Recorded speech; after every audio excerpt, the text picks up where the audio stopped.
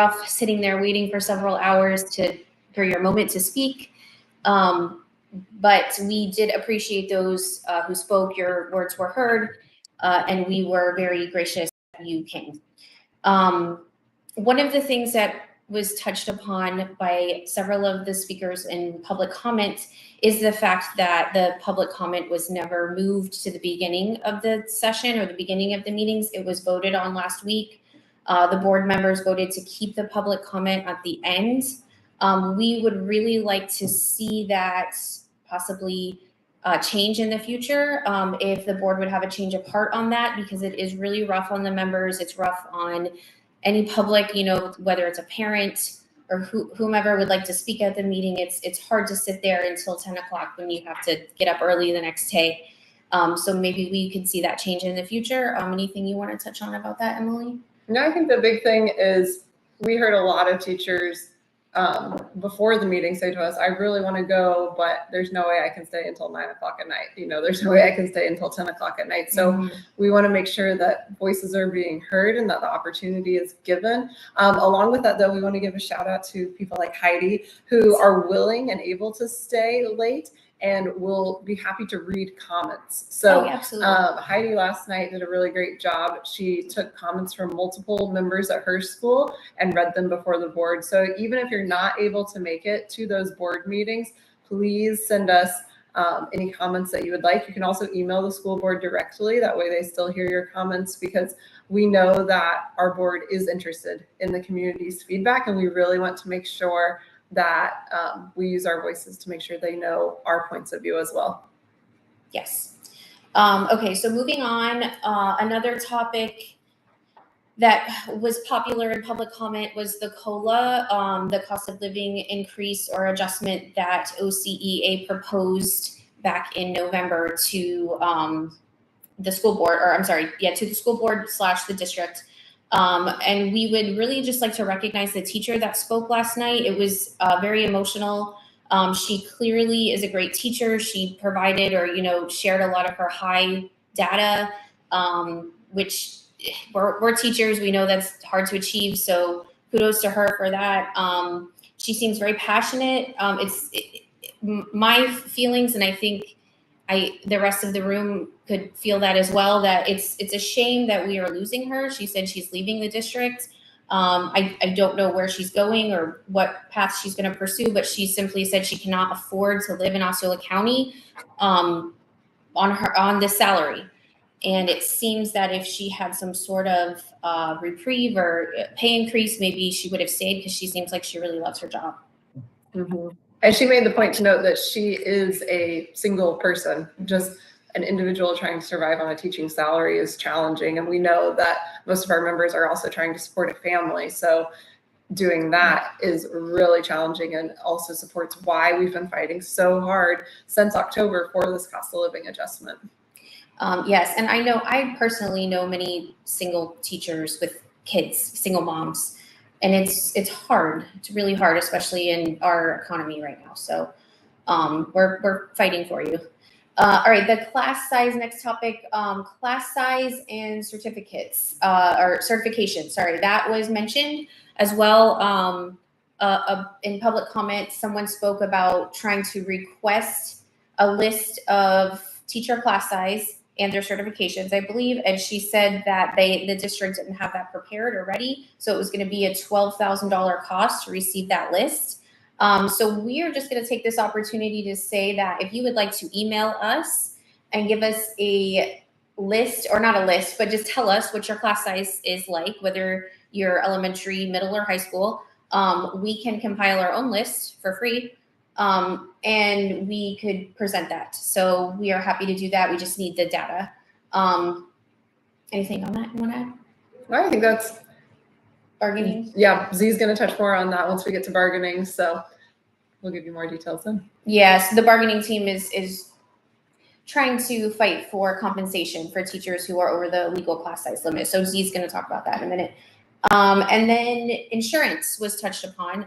Again, Z will go more in depth about insurance, but the district is proposing an increase. This is kind of what was highlighted at the board meeting. The district is proposing an increase despite claiming in the board meeting last night or over time that they have been saving money with Vintegra and Prescriptions Unlimited and the various other companies that they use. So one person spoke that they were just really confused as to why why they are looking at raising the insurance premiums or the cost to our teachers and ESPs and you know, all of our staff when they are supposedly saving money. So that is a great question. Mm-hmm. And that's all I have for the board meeting. Is there anything else you'd like to add? No, I don't think so.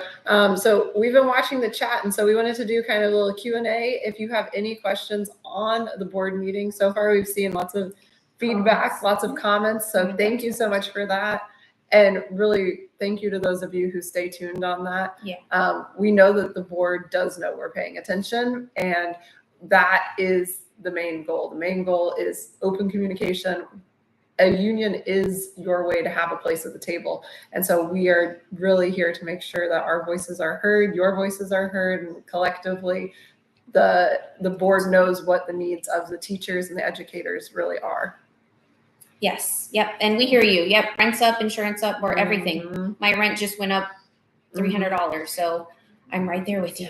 We're struggling. And they'll touch on this more, but with insurance, when we asked, you know, why is insurance going up? They told us that it was because, well, inflation, you know, everything's more expensive. To which our response was, yes, that's why we need a salary increase. Because everything's more expensive. We just need to be able to keep up. You know, you can't continue to raise the cost of everything and not raise compensation. That's how you drive people out, as we have continued to see. So we're going to go ahead and move over into bargaining. So we're going to invite Zahira Pena up to talk about instructional bargaining, and then Felicia is going to come back up and talk about our ESP support staff bargaining. All right, thank you. And thank you for the comments. We're keeping an eye on them.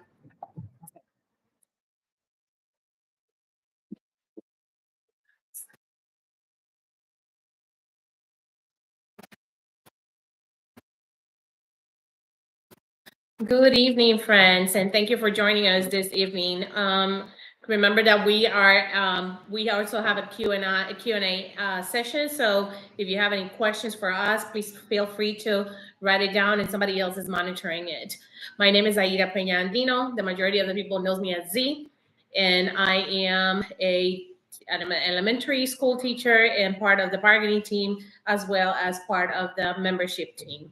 So some of the things that we have been negotiating this year, and keep in mind that I cannot say much because we're still in negotiations, right?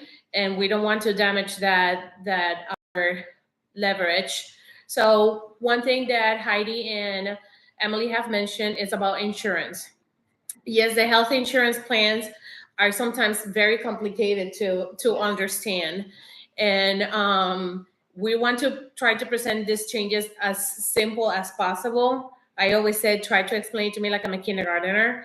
So in essence, the district is proposing the health center plan, which in other words is going to make us to go to the employee health center for our tier 1 and tier 2 visits.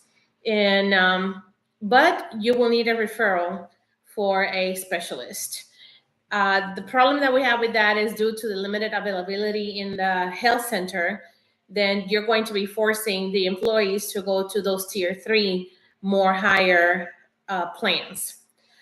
Also, the wellness plan will be $0 deductible for the employees, and $25 per pay period for the regular health center plan.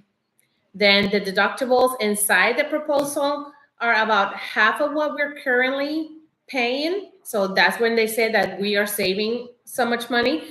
But then when you look at the Healthy Essentials plan, deductibles will remain pretty much the same. Then where you go to the Healthy Advantage plan, that's the one that is going to increase somewhere between $500 and $2,600. So now remember that this is still all in negotiations. This is not final, and we are working to get a side-by-side comparison to the neighbor counties that we have around us. Now, when it comes to the bargaining updates, Remember, we are still focused on the cost of living adjustment of 8.7%. Unfortunately, many of us know that the district only offer us a non-recurring $1,000. And then we asked that day for them to go back to their negotiators and come back with a better recurrent offer. They also presented to us the performing career ladder for instructional employees. It's still on the table. We have not said no. Always keeping in mind that our focus is the cost of living adjustment. That's what we are fighting for. We will continue bargaining for the substitute pay. And soon we are going to begin negotiations for supplements at all school levels for curricular, arts, and athletics. Just make sure to be on the lookout for press release that we're going to be doing after our next bargaining meeting, or better yet, join us tomorrow at 4:30 in the transportation building in Simpson Road, where you can see how our negotiations go around. So a couple of more things. Since August, we have been proposing compensation for teachers with a class size overload, according to the Florida statute. But the district keep insisting that they're following the class size average. They also have proposed a memorandum of understanding that teachers will be compensated with 1 hour of their daily pay rate, as long as they're coming back the next day or a date that it has been arranged to cover for that hour that they were substituting. And we also have proposed additional pay for substitute or auto splitting. OCEA proposed an extra pay of $50 or $100 for being a substitute for the day and $30 for an auto split. According to the district, this is nothing that needs to be discussed or be concerned at this time. And they continue insisting that they are in compliance with the Florida statute. And I think that's what I have for now. Is there any questions that have come or comments? Oh, where am I looking? Okay, class size. Yes, according to the state, each grade level is supposed to have a certain class size, and the way that they calculate it is that they average per grade level. So they take all the teachers and all the students per grade level, and that's how they create an average. But in essential, a teacher can have 16 students, while another teacher from the same grade level can have 22 students. So that's how they think that, they're following the Florida statute. They're nothing to be concerned about. But in reality, some teachers have more overload of work because they have more students than others. Who do we email the class sizes? Do you have an email in particular that you wanted to send it to? OCEA@gmail.com. OCEA@gmail.com. Again, OCEA@gmail.com. I'm gonna see if I can put it in the chat. Amelia, definitely the district is not concerned about that. That is definitely the response that they did for us. Absolutely. Yes, sure. Where are we here? And Wendy Cook, this one. Wendy Cook, do you know if the board members are using our insurance or do they get something better? Oh, that's a good question. Do we know that answer? That's definitely something that we're take notes of it and ask. Definitely, we're going to be doing some investigation about that. Okay. Thank you, Lori, for posting the email address. No, you're going down. Yep. And thank you, Amelia. Or Amelie, sorry, Amelie. For posting. I don't have my glasses, so I need to bend over Okay. and look at the, sorry.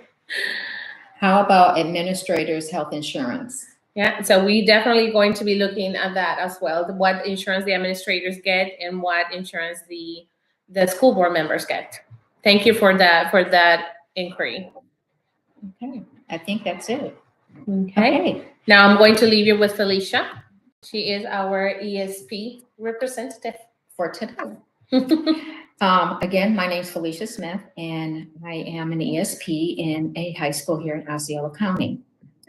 The bargaining team for ESPs have 4 things that they presented to the district in their September meeting. Employee laptops, computers, sign-in, sign-out procedures for paras and ESPs, bereavement leave, and information and reports. And then also in October, there was a 5th item that was added, and it's the COLA with the bargaining team. Tonight, I'm only going to speak on 2 bargaining items.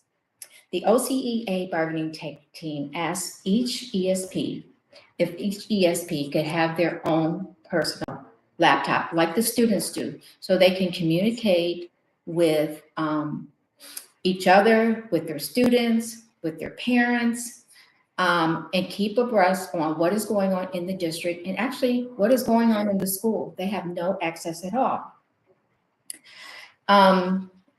In October, the district's response was that each ESP does not need a laptop, but laptops are to be made available. They were going to make those available to all ESPs at each school to be signed in on a temporary basis, like you sign in and out a library book.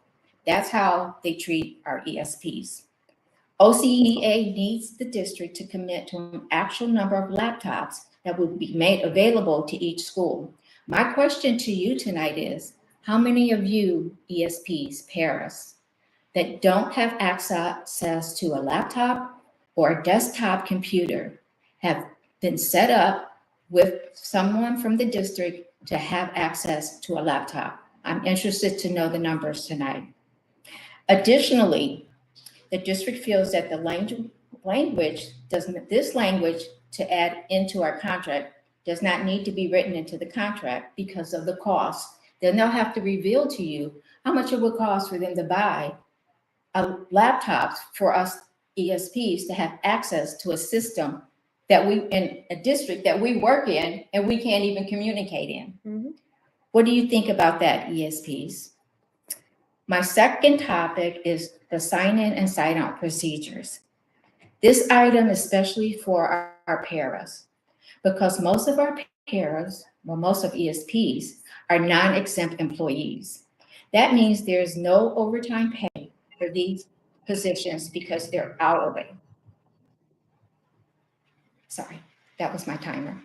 The ESP OCEA bargaining team is fighting this sign-in and sign-out procedure that is coming down the line on Chronos. The paras are assigned before and after school duties. And at this time, it takes early time for them to sign in early and late time for them to sign out late. And because they have to be there early, either for bus duty or to pick up a special needs student, they have to not only come to school early, but they have to go straight to their assigned duties. We are expected to complete that duty no matter how long it takes after our quitting time, but we will not be compensated for it. The district bargaining team stated that all overtime must be pre-approved by an employee's administrator, and finally, that it is an administrator's, their principal's job to ensure students are supervised after regular workday hours. This was a quote. How many school administrators go out before school and get kids off the bus and stay there after school to make sure they're on the bus, or when the bus leaves, or the bus doesn't come, or the bus is late? Our ESP bargaining team also is focused on COLA. ESP bargaining meeting is scheduled for next Thursday, February 16th at our Simpson Road office. You can contact the OCEA office for details. I don't have any other input tonight, but I'm looking forward to your comments and your questions. Just make sure to recap, there is instructional bargaining team tomorrow in the transportation building in Simpson Road at 4:30. And the following Thursday will be the ESP bargaining session at the same time, right? Transportation Transportation. building at 4:30 in the afternoon. Now we have a couple of questions in here. Sorry, I'm going scrolling down my. Yeah, unfortunately, yeah, we know the district has the money to supply our needs. They tend to over budget in many places and not necessarily in the places that are mostly needed, right? Colleen, I'm not going to tell you that I have information about the legislatures wanting to change the starting pay at $65,000. I will have to investigate about that. I'm not sure if that is going to include the veteran teachers or once again, it's going to be for the brand new teachers. $65,000, it surely sounds very well, but veteran teachers also need a great compensation. So is there anything else I can't- for the good of the cause? What are the other questions? I didn't see any other questions. There were other comments. The loss of employees in general. I mean, you're thinking about, you have over 200 instructional vacancies and you have, I don't know how many people have, according to the school board agenda, how many people have resigned. 175, somebody mentioned 175 teachers that will be retiring this year. So definitely the district has the opportunity to do something and create history in our county. So I'm hoping that they're really reconsidering and taking advantage of what's happening. And with that said, I will leave you with Emily and Heidi. I will give you more information. Have a good night. Thank you.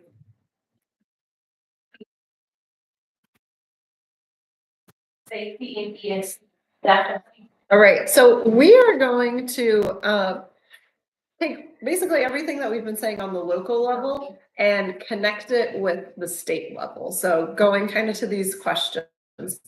Right now, our governor has come forward and proposed a vast array of ideas for things that could go to the legislature. As of Saturday, the only thing we actually had a bill on the floor for, well, not on the floor, session opens March 7th. So nothing is really being debated in terms of education until March 7th.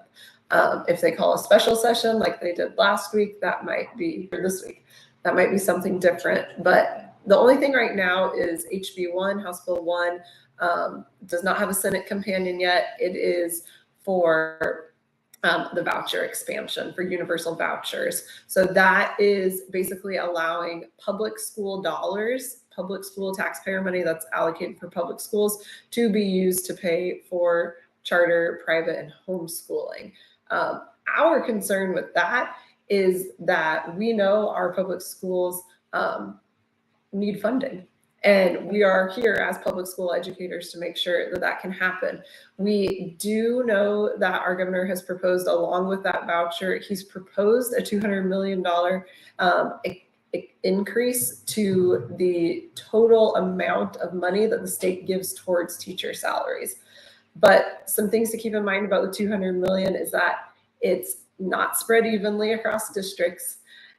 And when we've seen increases like this in the past, they've had strings tied to them. So like the big thing people will remember is last year when this came through the legislature, he increased, but specifically said the money had to be used to bring new teachers up to the base pay. It could not go towards veteran teachers. So our big thing this year is that we are really hoping that the legislature will use the money they're proposing to help veteran teachers. And that connects with us locally because we've seen locally such a huge impact on veteran teachers not being valued, not being able to have the kind of professional pay we expect for such professional work. We also realize that locally, we as a team have to work together in order to make progress. We've done such an awesome job this year of working together with the petition, getting the cost of living adjustment campaign really up and going. And we've seen people come to board meetings. We've seen people out sign waving. We've seen all kinds of engagement. And we know a lot of support. It's been great. Yeah. And we know that we are making our voice heard. What we're in danger of with this, since my topic is legislature, going back to it, what we're in danger of right now is a proposal that has been put forward by the governor to take unions for public servants, and that would be for police, fire, and education. But this specific piece of it is only going to apply to education, not to everybody else, only to educators, to require unions to not be 50% representation, but to be 60%. So that means if our district does not get to 60% of educators as part of our union, Which we're not at right now. Yep. we would run the risk of losing our union. And that is one of the biggest concerns we have, because our union is our voice. It is our way to communicate our needs. It is our way to show that the needs of educators are valued in the community, to make sure that they are heard. And it really is our power as well. You know, if you don't have a union, you don't have collective bargaining abilities. So there would be nobody going to the table with the district. We might not get everything we want, but we at least get to the table and we get some things. Mm-hmm. And if we were to suddenly lose that because of our membership numbers, that would be really difficult for us. You know, imagine how hard it is with hundreds of us speaking up. Yeah. If we couldn't speak together, that would be really hard for us. So the things that we have to pay attention to in Tallahassee are the things that are going to come down and directly affect us on the local level, such as that proposal. Another thing that has been proposed that would directly affect our union members is dues deductions no longer being able, again, just for educators, to come from your school district paycheck. That, again, there's not a bill that's been written about it. There's nothing that has been put forward to the legislature, but it's something that our governor has said he's interested in doing. We've seen it in the past. It died. Yeah.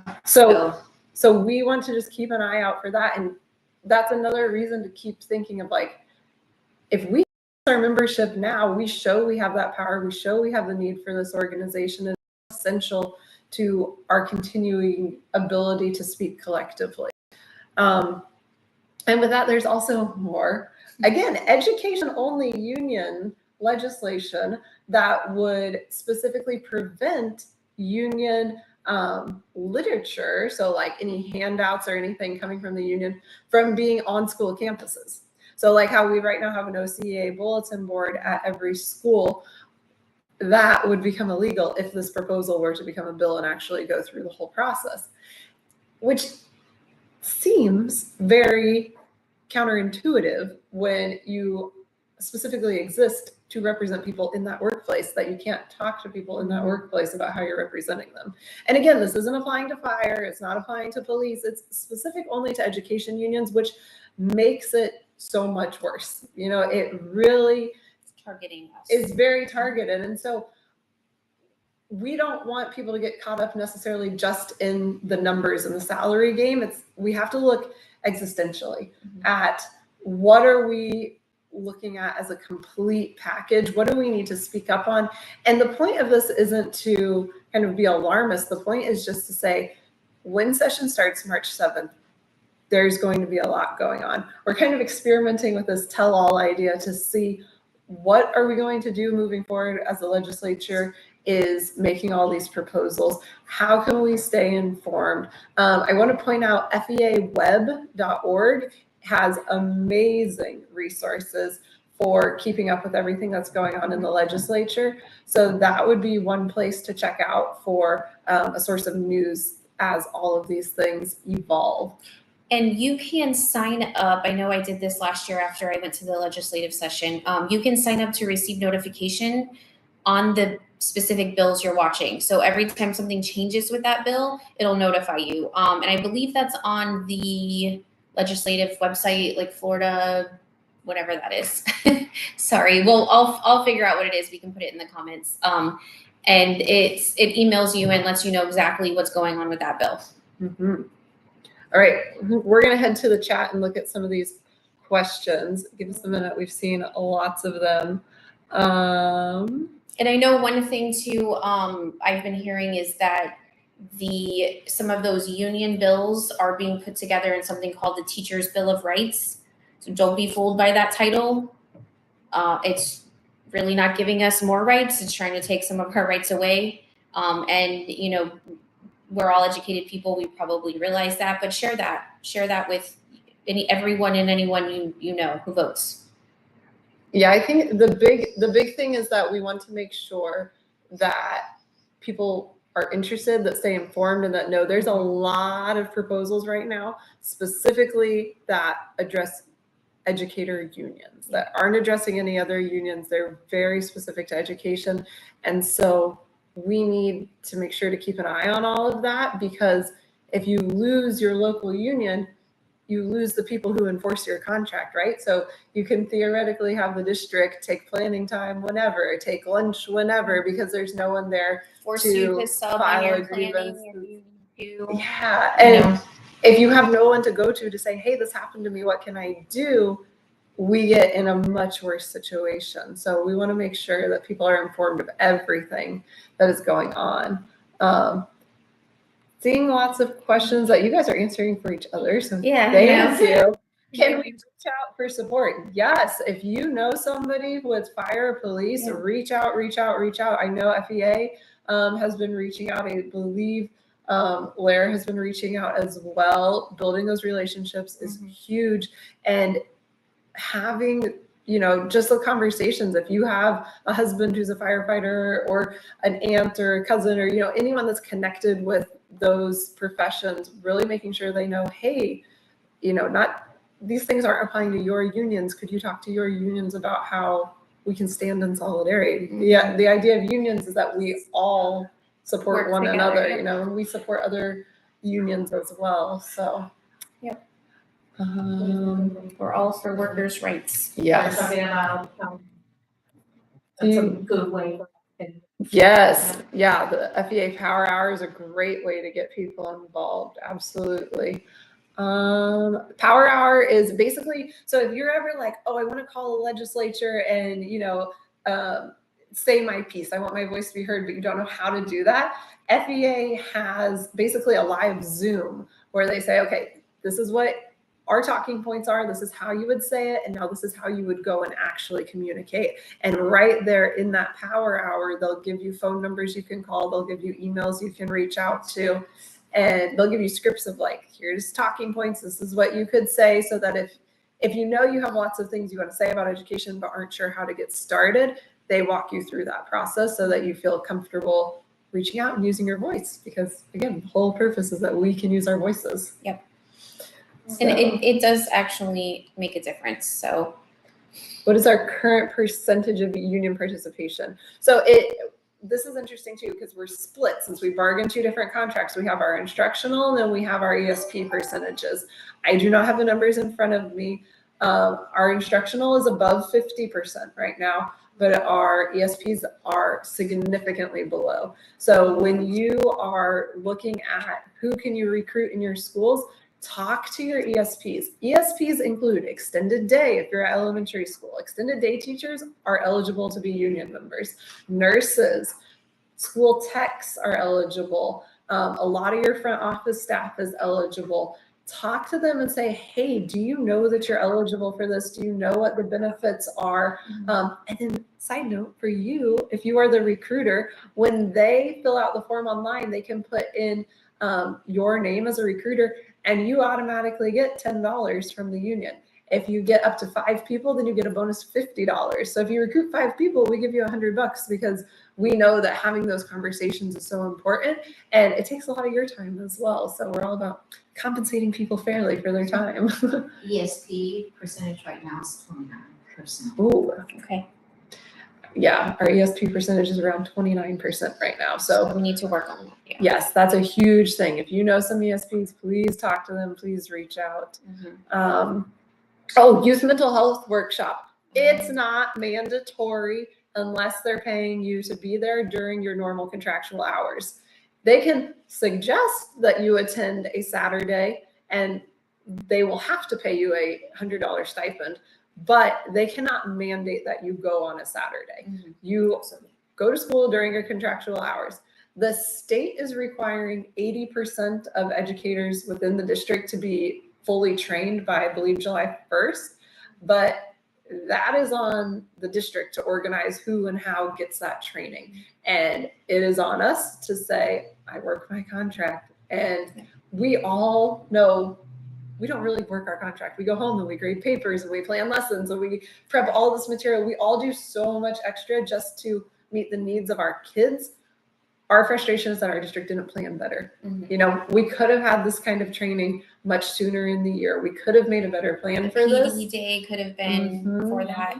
Also, I have seen that they've opened them up on regular work days. I actually went to one. My principal approved it. So if you see one like that, talk to your principal. Maybe you can go to that, and it's during your contract, your contractual time. You get paid your hourly rate. Remember, when you're getting that $100 stipend, that is less than half of your hourly rate. So just keep that in mind. And you can go on MyPGS is where you find those. So if you go on MyPGS and type in mental health training, you'll see a list of all the schools that are offering it, where they're offering it, when they're offering it. So You do not need to take a personal day if you go during your contractual work day. Don't- Just do not have to do get that. that approved do not as do that. temporary duty elsewhere by your principal. Mhm.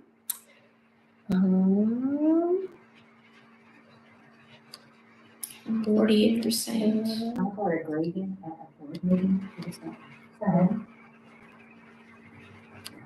You guys have so much good The grading. conversation. Yeah, we saw that on social media. I saw that posted. Everybody bring in papers to grade, and we sit there and grade while the school board meetings are hours and hours long, so it's not a bad idea. It kind of proves a point. Yeah, Maybe we could organize something like that. that'd be a great idea. Yeah.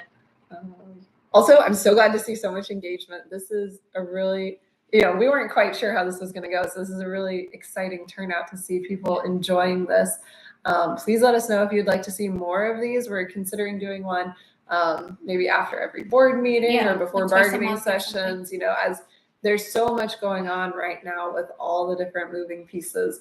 We want to keep people as informed as possible. Marty C said they're making our schools I saw go on that. rodeo day. Yeah, they cannot make They you can't go. make you go on rodeo day. They And cannot make I'm not you. sure in what way they're making you, but they can't legally make you do that. I mean, And they're being very aggressively. And if they have said you have to go, forward that email to us, because that would be grounds for a grievance. They cannot force you to work outside your contractual hours. The same That's why we have email? a contract. It Yeah, was Osceola, okay. OCEA@gmail.com. Yes. No, bargaining sessions are not recorded. Yep, we take minutes a lot. They are posted on the district website, but they are not recorded as of right now. And I'm not part of the bargaining team, but I've attended the last three or four, I think 3. Tomorrow will be 4. And I find them fascinating. I can't always be there right at 4:30. I get there when I can.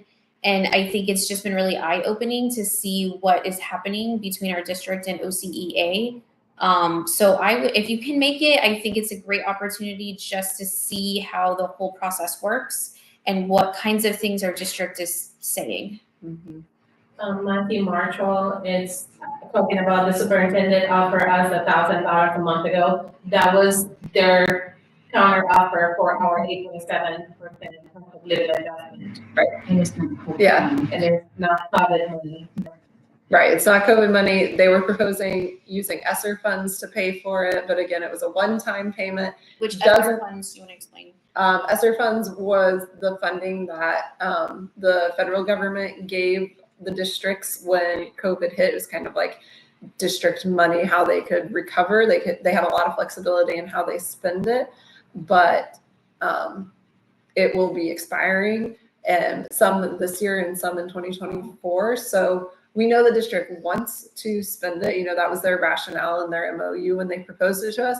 But our rationale is we don't need a short-term fix. We don't need a Band-Aid. We need a long-term solution because prices have permanently increased. You want to permanently raise our insurance, then we need to permanently raise our salaries. We have 2 things. Shannon was saying that the SRO stated that we cannot press charges against a student when I saw that. Mhm. when they're accused of battery or something like that. Yeah, So we- that it's not correct. Yeah, I do Your not believe opinion. that is correct. You are an independent citizen. Yeah. A fun benefit of being a union member is that as part of our membership with NEA, which is the National Education Association, we actually have access as members to a free, I believe, 30-minute session of legal counsel for any issue. So you can talk to a lawyer for free for any issue that's not related to work. So if you had something like this, come to us and we will handle it for work. But if you had something like you're going through a divorce or you need to get something set up, like whatever legal issue is going on in your life, we do provide free lawyers for that. You know, it's not for more than 30 minutes, but it at least can get you Give started the if you don't yeah. if you don't know where to go. So there's a ton of those national benefits that So would we you want to take suggest advantage of. this person in the chat go speak with someone at OCEA about this issue? For SRO, yeah, if you have like a student battering you, come to the office. That's something that we absolutely can redirect and get you the right resources for. Mhm. So none of us are office staff here, so we don't have the exact right answers for that tonight, but I know the staff would. So Yeah. all right. Thank you, Stephanie. This is super informative. Awesome. Yay. Well, I'm glad you guys enjoyed this. I think we'll probably be doing one of these again. We'll let you know. Yeah, We'll keep you posted. But we definitely wanted to make sure to highlight that there are many leaders, right? It's not the OCEA, this Entity. alien Yeah. organization, right? Like It's all of us. Yeah. yeah. We have 4 of us here tonight as part of the membership committee, but you see the school board meetings, there's teachers all over at every school, educators at every school that are just trying to make sure we keep Osceola a great place to work and we make it an even better place for our staff because We want to give you guys accurate, Yeah. timely information. So Say yes, Yes. it's a regular thing. cool. Good, yay. Thanks, Marty. Getting key over having a large number of kids failing because they refuse to turn in work. You want to ask other teachers if they have the same. Well, respond in the chat. yeah. Let us know. But all right, if you have questions, you can always use OCEA's Facebook, Twitter, Instagram. We've given the email out a few times, but you have a building rep. There is someone at your school who comes to monthly meetings with OCEA, who collaborates. And there are a few schools that don't have one. So if you want to be that person, we'll get you trained, we'll get you in. So The meetings keep you informed. I mean, I enjoy going to them. This is my first year as an association rep, and I like going to the meetings because it keeps me in the loop with all of this stuff, and then I can go share it with people at my school, members and non-members both. So, and we have good food. yeah, that's a plus. All right, everybody. Thank you so much. Thank you, guys. Have a good night. Bye. Oh, we're gonna all wave, maybe. Oh, sorry. It may be different people next time, but Yeah. Have a good night. have a good night.